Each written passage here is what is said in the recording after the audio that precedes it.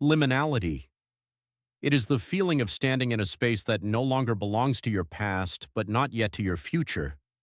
You might notice it at the end of a chapter in your life, like finishing school, leaving a job, or even during quiet moments late at night when everything feels suspended.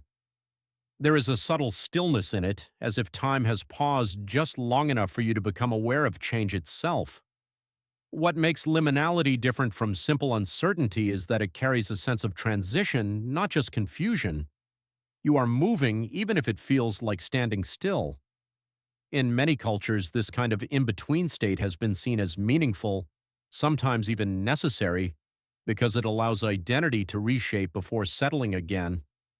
It matters because it reminds you that growth rarely happens in clear, defined steps.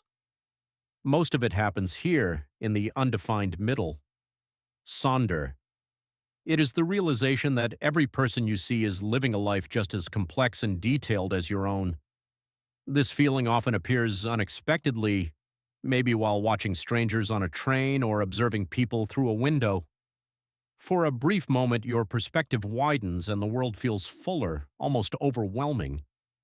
Each person carries memories, relationships, worries, and dreams that you will never fully know. What makes Sonder powerful is how it shifts your sense of importance.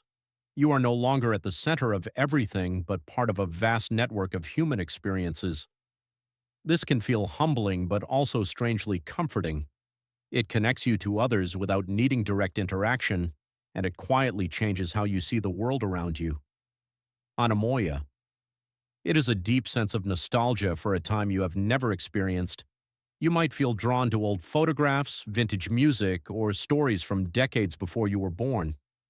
The emotion feels familiar, even though it is built on imagination rather than memory. There is a softness to it, mixed with a quiet longing. What makes Anemoia unique is that it reflects how humans relate to time beyond their own lives. You are not just remembering, you are emotionally connecting to something constructed from fragments of history, media, and storytelling. It matters because it shows how memory is not limited to personal experience. We build emotional ties to eras we never lived through, shaping our identity in subtle ways. Kenopsia. It is the eerie, almost haunting feeling of a place that is usually busy but is now completely empty. Walking through an abandoned building or a silent street that is normally crowded can trigger it. The absence feels heavier than presence, as if the space itself remembers what used to happen there. What makes Kenopsia stand out is this contrast between expectation and reality. You expect noise, movement, life, but instead you find stillness. The mind fills that gap with a quiet unease. This emotion matters because it reveals how strongly we associate places with activity.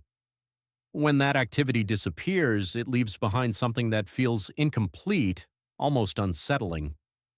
Chrysalism. It is the calm, protected feeling of being inside while a storm unfolds outside. Rain taps against the windows, thunder rolls in the distance, and yet you remain untouched by it. There is a sense of safety that feels almost physical, like being wrapped in something warm. What makes Chrysalism distinct is the contrast it creates. The outside world is unpredictable and intense, while your immediate space feels controlled and secure. This emotional contrast enhances the sense of comfort. Adronitis. It is the frustration of realizing how long it takes to truly understand another person. When you meet someone intriguing, you become aware of how much depth they hold and how slowly that depth can be uncovered. Conversations reveal small pieces, but there is always more beneath the surface. What makes Adronitis unique is that it combines curiosity with impatience. You want to know everything at once, but human connection does not work that way. This feeling matters because it reflects the complexity of relationships. It reminds you that understanding someone is not a quick process, but something that unfolds over time, layer by layer. Nodus Tollens. It is the moment when the story you have been telling yourself about your life starts to fall apart. Plans that once felt certain begin to lose their clarity, and the path ahead becomes harder to define. There is a quiet realization that your expectations may no longer align with reality. What makes Nodus Tollens different from simple doubt is that it affects your entire narrative, not just a single decision. It reshapes how you see your past and your future at the same time.